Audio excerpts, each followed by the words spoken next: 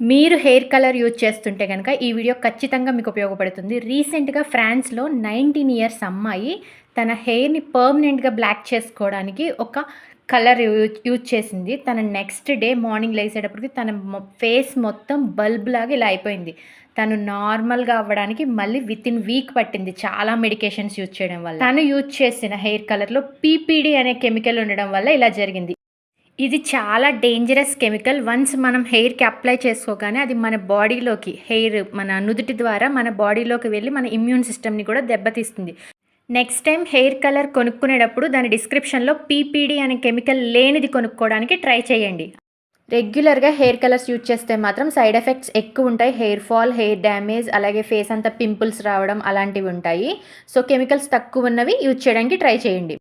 ఈ వీడియోని షేర్ చేసి మీకు తెలిసిన వాళ్ళు ఎవరైనా హెయిర్ కలర్స్ యూజ్ చేస్తుంటే గనక పీపీడీ లేనిది తీసుకోమని చెప్పండి.